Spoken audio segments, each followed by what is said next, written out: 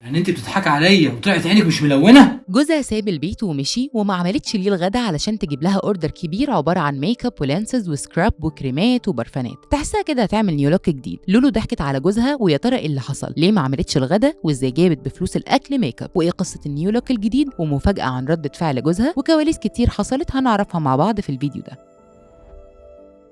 عملت نيو لوك جديد بفلوس الغدا، وجوزها طب عليها فجأة وما لحقتش تخبي الاوردر اللي طلبته، وساب لها البيت لما عرف ان دي مش لون عينها الاصلي. كلامنا هنا عن خناقة لولو مع جوزها بسبب فلوس الغدا واوردر النيو لوك الجديد اللي قلب السوشيال ميديا. يا ترى ايه اللي حصل؟ لابسه وعلى سنجة 10 وشكلها زي القمر، وعامله نيو لوك جديد، وطلبت من جوزها فلوس الغدا علشان تعمل له وليمه وتفرحه هو وعياله. كان مستني منها المحمر والمشمر والمحاشي، طلبت منه مصروف الغدا واداها وزياده كمان، وهي كانت فرحانه وقالت له هعمل لكم فراخ ولحمه وهظبطكم على الاخر، واعمل لكم احلى بهاريز ليكوا، هو انا ليا غيركوا؟ جوزها محمد نزل الشغل وفي اعتقاده هيجي يلاقي بقى اكل، ما هو صارف ومكلف وحقه طبعا، بس لولو كانت في ورطه ومش عارفه تتصرف ازاي، وطالبه اوردر كبير جدا بفلوس كتير عشان تعمل نيو لوك وتبقى حلوه اكتر ما هي حلوه. واول ما جوزها رجع ما لقاش اي حاجه، والمفاجاه كمان الاكل اللي اخدته فلوسه مش موجوده، فاضطر يستناها لحد ما يشوفها، لان لولو فاكره ان محمد لسه ما جاش من الشغل، لحد ما فتحت الباب ودخلت باوردر كبير، وجوزها في وشها قال لها كنت فين والاكل المطبخ فاضي ليه؟ وهي ما كانتش عارفه ترد ولا تقول له ايه، ما هي ما كانتش متوقعه يجي بدري كده برضه. راحت قالت له انا كنت بجيب شويه حاجات من تحت، وقال لها امال ايه الشنطه اللي في ايدك دي؟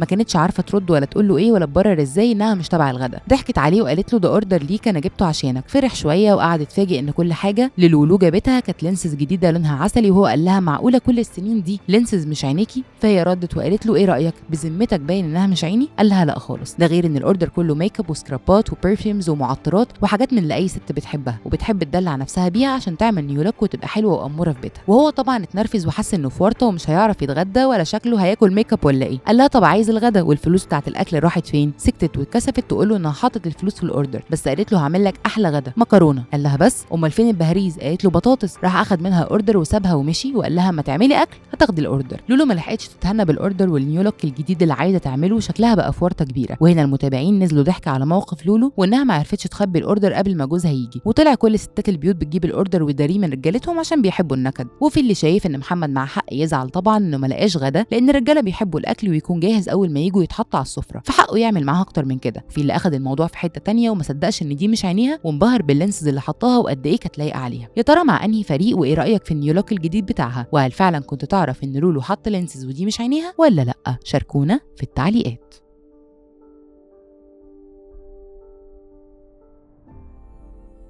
يعني انت بتضحكي عليا وطلعت عينك مش ملونه؟